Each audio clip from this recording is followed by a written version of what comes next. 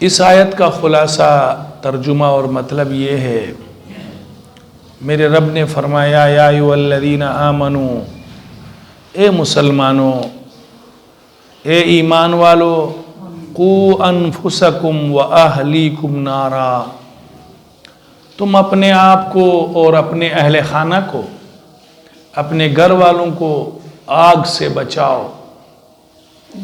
تم بھی آگ سے بچو، اپنے گھر والوں کو بھی، اپنے بیوی بچوں کو، اپنے اولادوں کو بھی آگ سے بچاؤ۔ کون سی آگ؟ وقودها الناس والحجارہ، ایسی آگ ہے کہ جس کا ایندھن لکڑیاں اور کوئلہ نہیں ہے، ایسی آگ جس کا ایندھن انسان اور پتھر ہے۔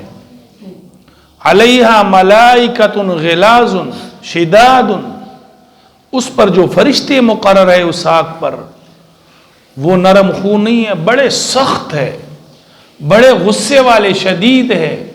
لا یعصون اللہ ما امرہم، وہ اللہ کی نافرمانی نہیں کرتے۔ ویفعلون ما یؤمرون، اللہ جو ان کو کہتا ہے وہی کرتے ہیں۔ اس آیت میں میرے محترم بھائیوں، اللہ نے ایک غلطی کا میرے اور آپ کا ازالہ کیا ہے۔ اللہ فرماتے ہیں جیسے تمہیں اپنی فکر ہے نماز کی، تمہیں اپنی فکر ہے کہ اپنے آپ کو جہنم سے بچاؤ، اس طرح اپنے بچوں کو، اپنی بیویوں کو بھی آگ سے بچاؤ۔ اگر آپ آ گئے اور پہلی صف میں بیٹھ گئے، اپنی نماز کی آپ کو فکر ہے، پیچھے بچوں اور بیوی اور اولادوں کی آپ کو فکر نہیں ہے، آپ خود تبلیغ میں لگ گئے، چلے اور عشرے اور 4 مہینے، پیچھے بیوی اور بچے اور بیٹیوں کی فکر نہیں ہے آپ کو کہ وہ دین میں ہے یا نہیں۔ خود شیخ الحدیث ہے، خود مفتی ہے، اور اپنی اولاد کی فکر نہیں ہے کہ وہ دین میں ہے یا نہیں ہے۔ اللہ نے اس بات کو اس آیت میں رد کیا ہے۔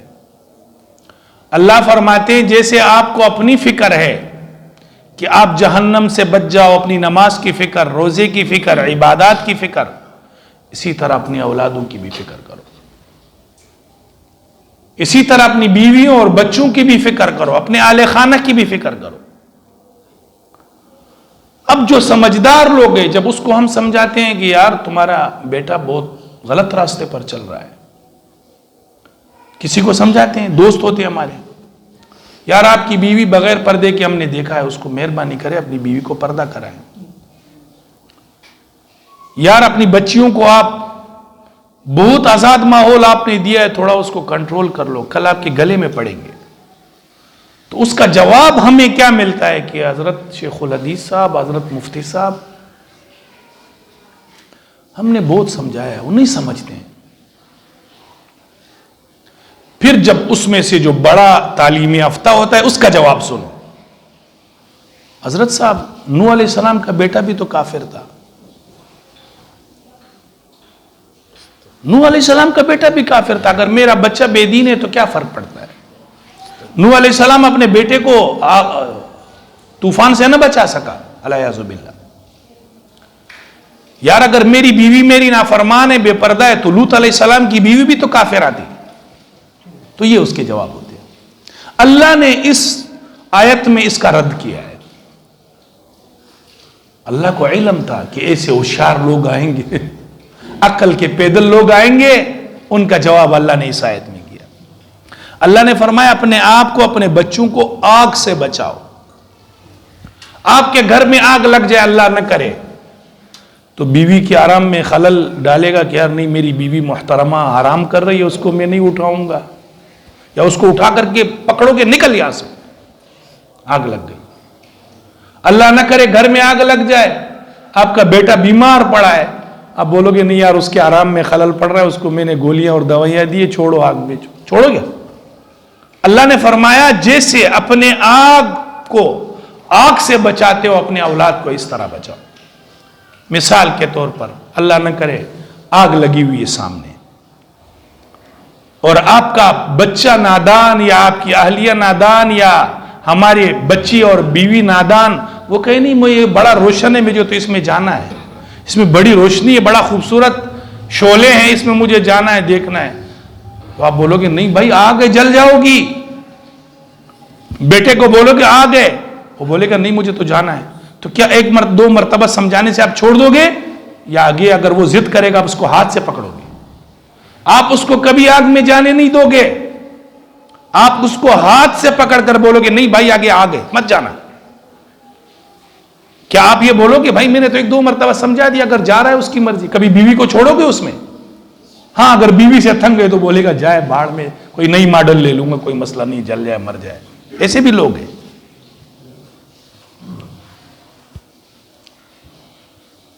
بہرحال جو سمجھدار آدمی ہوگا وہ کبھی اپنی بیوی اور بچوں اور گھر والوں کو ساگ میں نہیں چھوڑے گا، اور ایک دو مرتبہ سمجھانے پر اکتفا نہیں کرے گا کہ میں نے تو دو تین مرتبہ بیوی بچوں کو سمجھا دیا، اب نہیں سمجھ رہے ہیں، ان کو جلانا ہے آگ میں کیا کروں.